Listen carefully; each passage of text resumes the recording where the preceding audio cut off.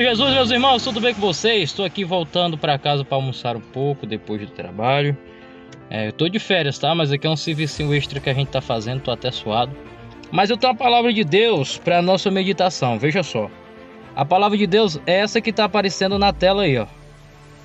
Atos capítulo 9, verso 4 e 5, que diz assim: E ele, caindo em terra, ouviu uma voz que lhe dizia: Saulo, Saulo, por que tu me persegues? E ele disse: Quem és tu, Senhor? E ele disse: Eu sou o Senhor, Jesus, a quem tu persegue. Duro é para ti chutar contra os aguilhões. Olha que coisa interessante. Quando o apóstolo Paulo, que até então ele se chamava Saulo, ele vai tentar perseguir a igreja, a Bíblia diz que ele vai pedir cartas e ele vai partir ali para Damasco.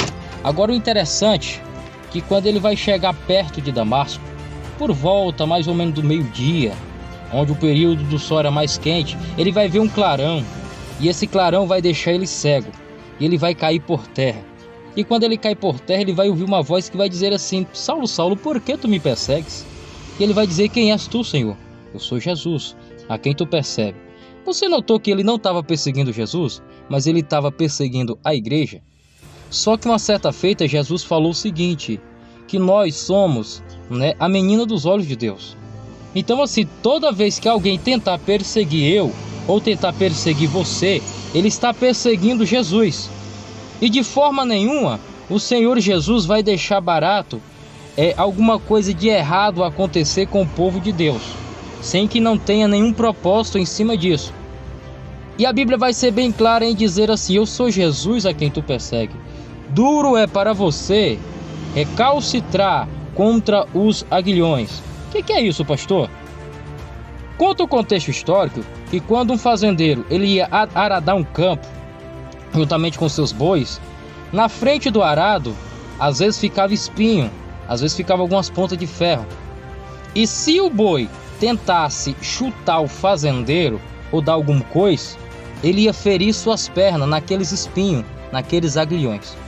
Era como se Deus estivesse dizendo para Paulo: Paulo, dura coisa é para você tentar dar pesadas no meu povo, tentar dar pesada no povo que eu tô com a mão na frente, porque tu vai ferir tuas pernas. E foi exatamente o que aconteceu com o apóstolo Paulo. Ele tentou ferir a igreja, ele tentou matar os irmãos que estavam servindo a Deus pregando a palavra, e o resultado foi esse: ele se converteu, porque após 3 dias de jejum e oração, Deus vai mandar um profeta por nome Ananias, para que ele fosse numa rua chamada Direita, porque lá havia um homem que estava esperando.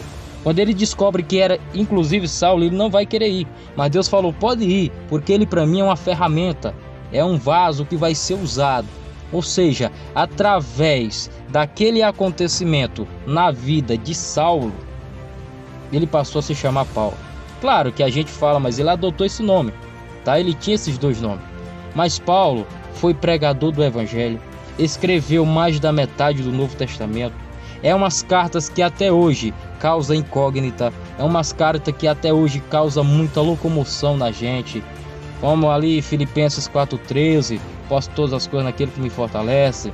Efésios 6, vai falar ali sobre a armadura de Deus. E tantos outros textos, como ali em Coríntios fala a respeito de dízimo e oferta. E nisto afirma: aquele que semeia pouco, pouco também se fará.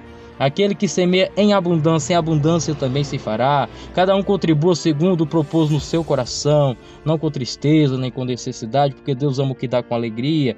E vários outros textos, como o caso dele ter ido até o 3º céu e dele ter visto coisas inefáveis. Então, quando a gente pega nós pegamos os livros, as epístolas, as cartas paulinas, nós vemos que foi um homem altamente inspirado por Deus, mas que teve que passar por isso, por perseguir a igreja. Então, se você é da igreja, não se preocupe se estão te perseguindo. É sinal de que Deus vai pôr a mão. Se você não é da igreja, não persiga ou não persiga, não corra atrás, não faça mal para quem é do Senhor, porque você pode acabar pagando um alto preço. Amém?